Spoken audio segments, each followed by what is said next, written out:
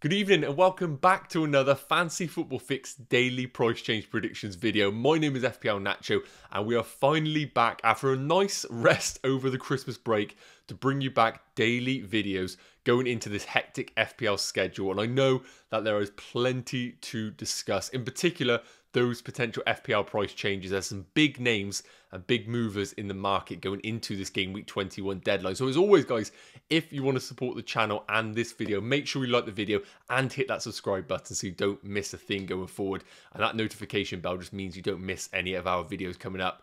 And as always, we are using the fantasyfootballfix.com website. So if you want to win those mini leagues and improve that overall rank, then be sure to head over to fantasyfootballfix.com and upload your score for free to get access to all of our free tools available. So guys, without further ado, let's get started. Okay guys, let's kick off this video in usual fashion, just quickly touching on those potential FPL price changes going into this evening. Now, it's worth mentioning, at the time of recording, this is being done before the Man United-Burnley game. So, of course, if there's any carnage in that game, that is going to impact those potential FPL price changes. So, I really recommend you guys checking out our price projector over on fantasyfootballfix.com just to get real-time information on these changes.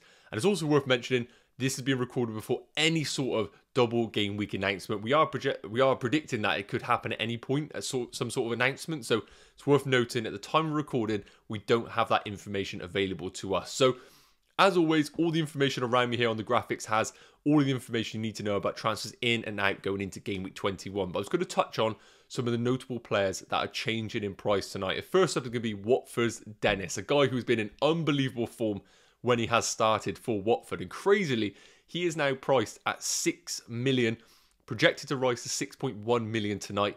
He's crossed the 100% threshold and we are projecting him to go up in price tonight. And of course, the form that he's in right now has been a big debate between Dennis or King, and the market really is going on the side of Dennis off the back of that goal in game week 20. So that's really making him the go-to pick for managers.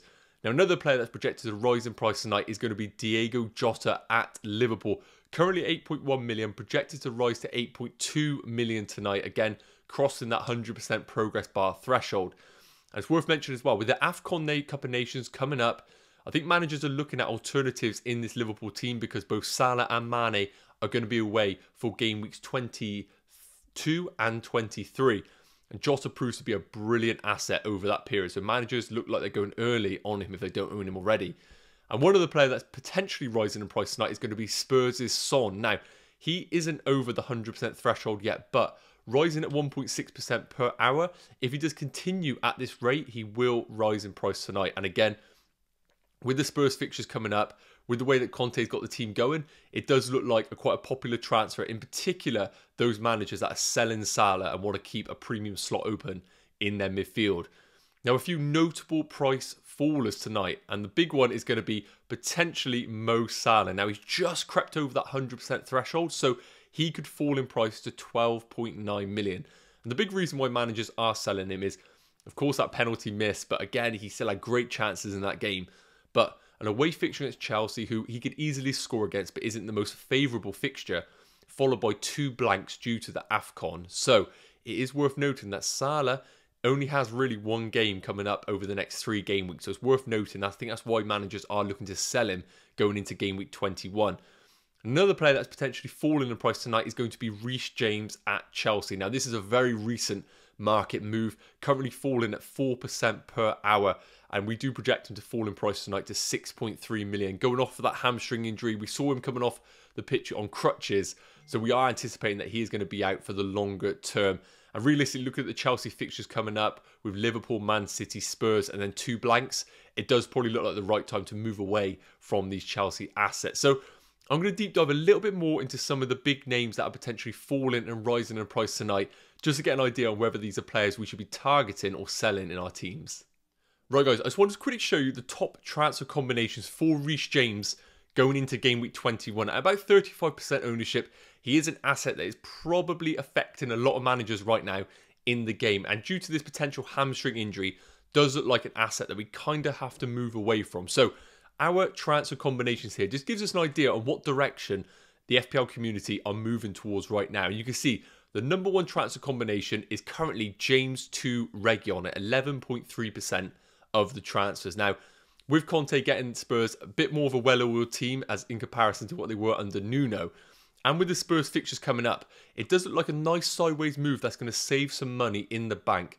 With Conte playing that wing-back formation, it does give their wing-backs brilliant license to go forward and attack that box, which we have seen with both the Chelsea wing-backs as well. So it seems like a nice like-for-like replacement. But it is worth mentioning with Reguilon, there is competition from the likes of Sessegnon, who Conte is showing an opportunity to. So while Reguilon looks like a really smart move in that wing-back role, I do think that Sessegnon could pose some minutes risk to Reguilon in the future.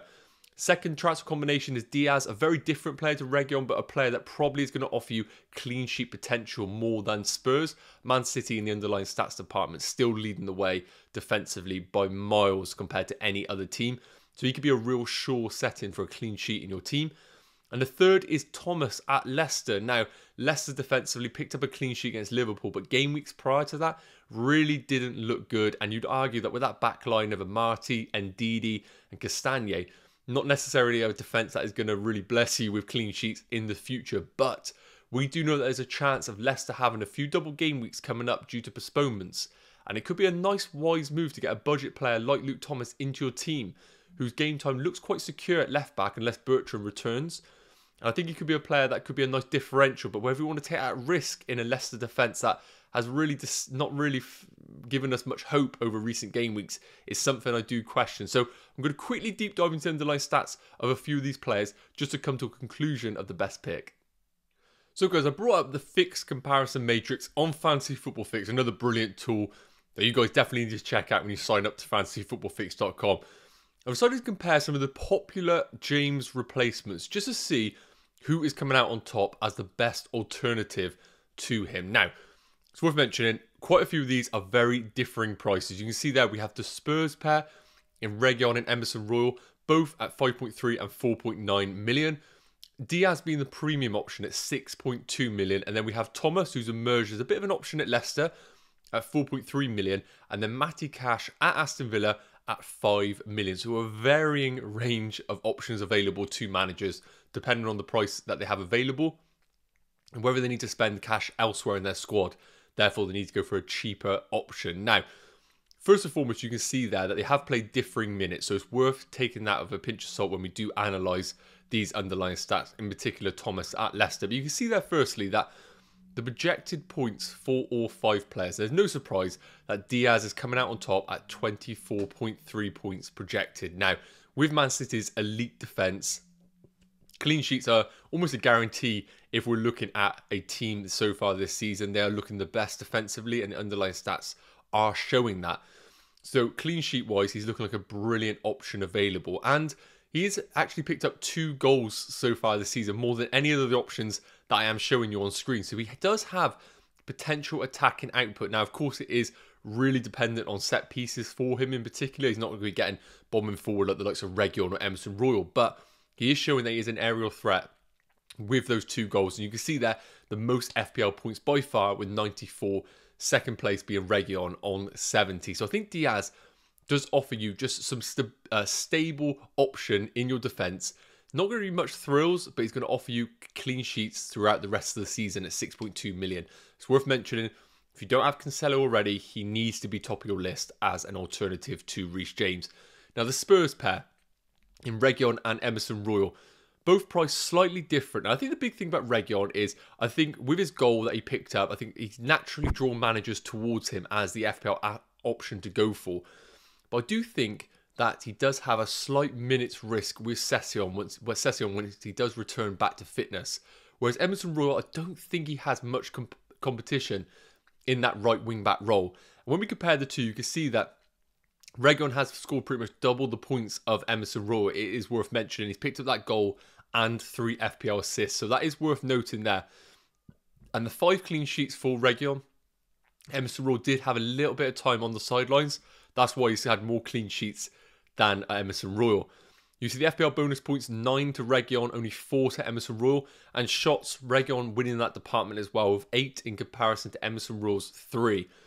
But I do think here when I look at the underlying stats of both players, I don't necessarily think there is definitely one that needs to go into your side. I think if I had to pick one, Reguilon probably still would be the guy of the Spurs pair, but I really wouldn't sweat too much about it. If you don't have the 5.3 million available and you want to go for the Spurs options, I think Emerson Royal is definitely a great alternative to Reguilon. You can see the underlying stats aren't too bad as an option, and projected points wise, he's projected to score 1 point more than Reguilon, so he is looking good for those points. Now, if we come to the other two, Luke Thomas and Cash, again, Thomas's underlying stats and information available is a lot less, so we can't draw on too many conclusions from them. But 27 FPL points, 1 FPL assist so far this season, 3 clean sheets for Leicester, and only 2 shots. Hints to me that he's not necessarily the attacking asset that I thought personally when I looked at the underlying stats. I thought he was a bit more of a marauding left-back option. These stats suggest that with the shot volume, not necessarily there, which I thought were going to be there. Now, when we compare that to Matty Cash, you can see 19 shots for him. Now, yes, he has played more minutes than Thomas, but he is looking like a really good attacking option in this Steven Gerrard side, where he does get the license to bomb forward, similar to what Tavier was doing at Rangers in particular. And you can see 57 points there is a good score for Matty Cash in regards to FPL points. So, really, I do think it comes down to, first and foremost, how the potential double game weeks do pan out if they do get announced before game week 21. There is potential that we're going to see Spurs get a potential double game week, which I really do think will sell it as the option to go for because of the favourable Spurs fixtures coming up. I really do like Diaz, but at about 0.7 less, I do think Laporte offers a cheaper option into that Man City defence, and he looks like he has got his place a bit more secure than he did last season. And we know Laporte is equally as good on set pieces. So I do think you could go a little bit cheaper and bring in Laporte of Man City if you want to go for a Man City double up alongside Cancelo. Luke Thomas I do like, but I think the fixtures will really have to be favourable in a double game week to consider him. Otherwise, I don't think he's the best option right now in that Leicester defence while they still have injuries. And Cash is the really interesting one for me. I really do think that Cash versus the Spurs defence is going to be a big, interesting debate right now this season. I probably would just favour the Spurs pair, one of those two, just because Aston Villa's defence a little bit worse off than Spurs.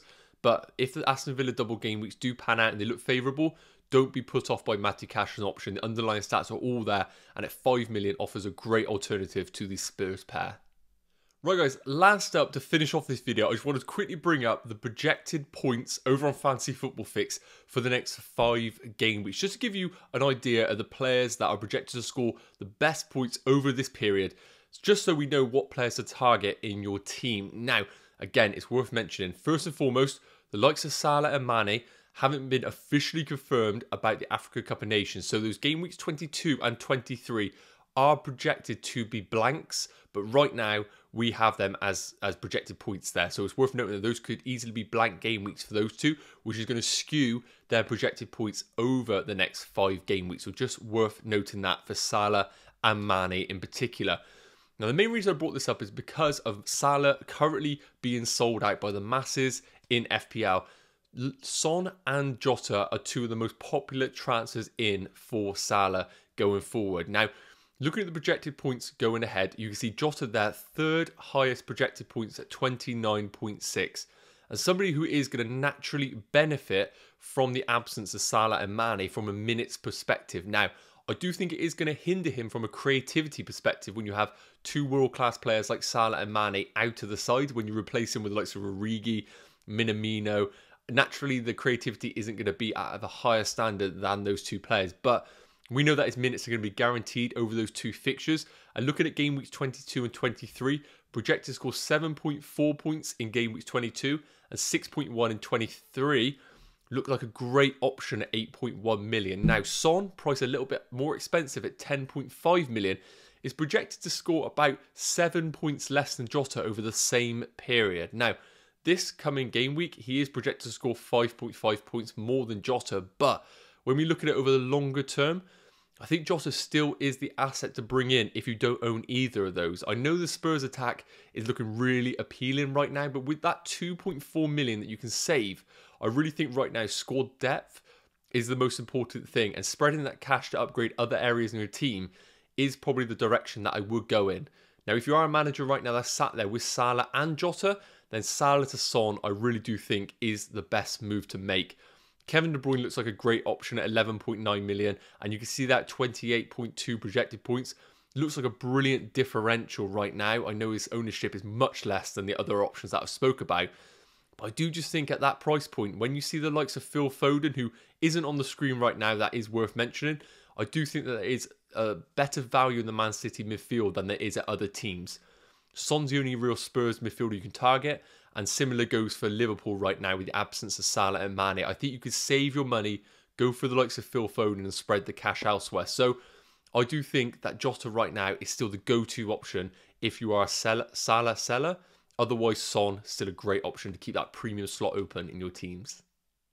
Right guys, that's going to wrap up today's Fantasy Football Fix price change predictions video. I really hope that it's provided some food for thought and a bit of help on those transfers going into this Game Week 21 deadline. And as always, if you want to support the channel, make sure you like the video and hit that subscribe button. And we're trying to drop back to daily videos, so make sure that notification bell is switched on so you don't miss a single one of these videos coming up. And as always, all the information taken from fantasyfootballfix.com. So if you haven't already uploaded your squad for free to get access to all the free tools available, I really urge you guys to do so. Link in the bio, and you can also check out the other subscription options available to sign up to our premium tools, which I promise will help you become a better FPL manager. So I'll hopefully see you guys tomorrow for another video where we can catch up on the aftermath of this Man United Burnley game, where I'm sure there's going to be plenty more to talk about. So take care guys, and we'll talk soon. Cheers.